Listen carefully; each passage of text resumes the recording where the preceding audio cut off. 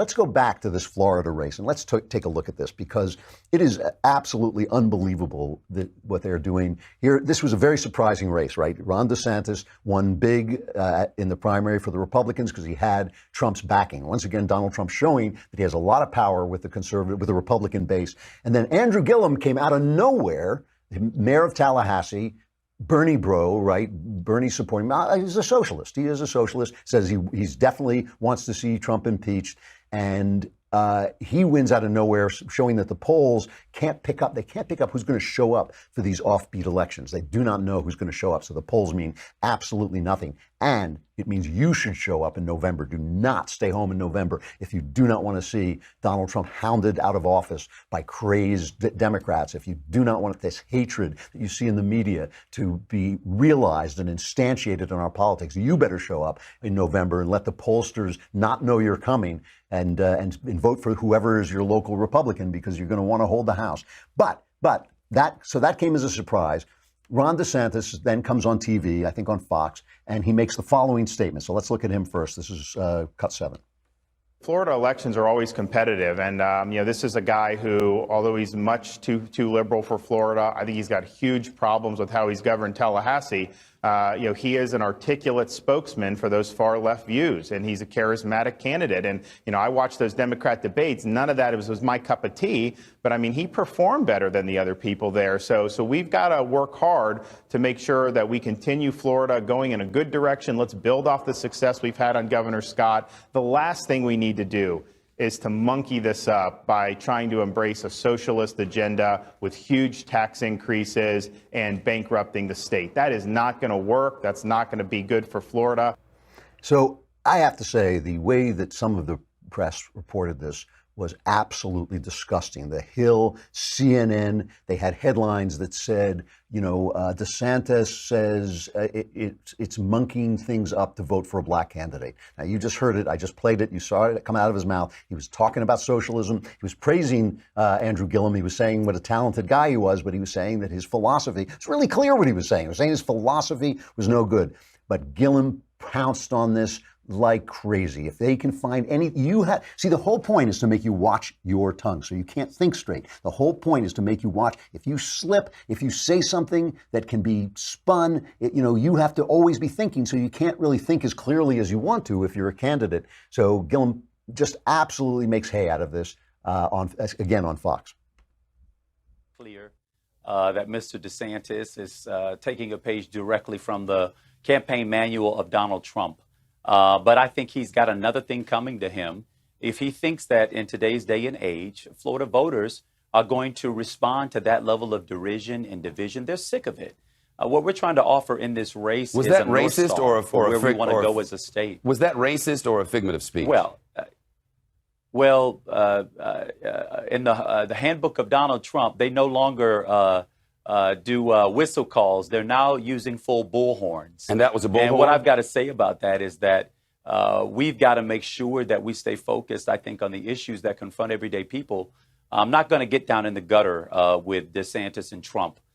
There's enough of that going on. I'm going to try and stay high and try to talk about what the North Star and the future is for the state of Florida and the people of this state. And I think that's what people want. They're just so sick of this divisive, derisive politics that have been coming out of Washington and has now infiltrated the politics of this state vis-a-vis Ron DeSantis. Well, first of all, I'm glad he's going to stay high, because if this election is going to go this way, I'm going to stay high too. It's the only way I'm going to get through it.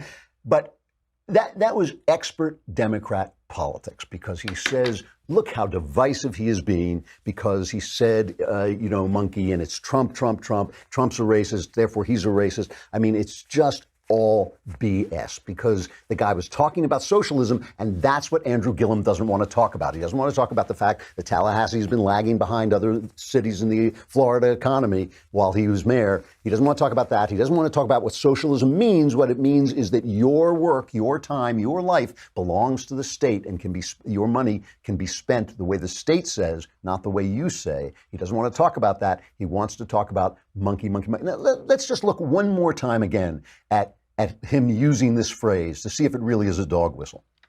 I come from Chicago, so I want to be honest. It's not as if it's just Republicans who have monkeyed around with elections in the past. Sometimes Democrats have too.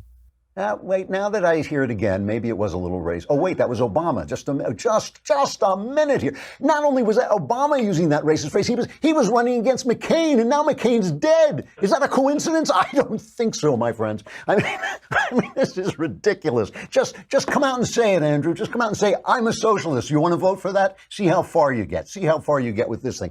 My rule is this. If you are running for office, if you are asking the American people for power, you cannot hide behind the color of your skin. You got to play the game on the same field as everybody else. You know, if Ron DeSantis would say that to a white man, and he would, then he can say it to a black man. This thing about dog whistles, crap. If you can't hear it, it's not there. This thing about, secret subterranean bigotry, crap. I mean, even little babies react to more kindly to people who look like the people around them. So maybe we all have that a little bit in our heads, but that's all of us. That's blacks and whites. If you have if your philosophy is racist, I will stand against you down to the wire. I will stand against you if I believe that you are a racist, but I don't believe in your secret dog whistle garbage. It is just garbage. It's like Ocean's 11. You're in or you're out. You're running or you're not. If you're running, run on your policies. Let the people see what you believe. You're a socialist. You're standing with Bernie.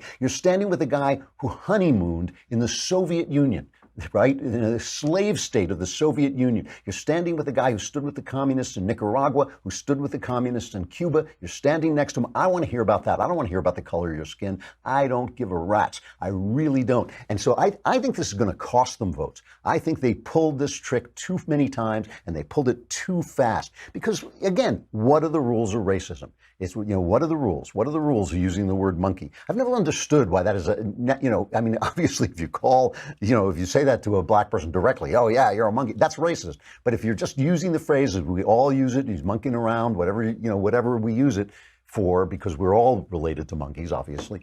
If you're using it that way, I just do not see it. What are the rules? What are the rules of sex? What are the rules of racism? And what are the rules of lying? Because CNN has been calling Donald Trump a liar since, he came down the elevator in Trump Tower.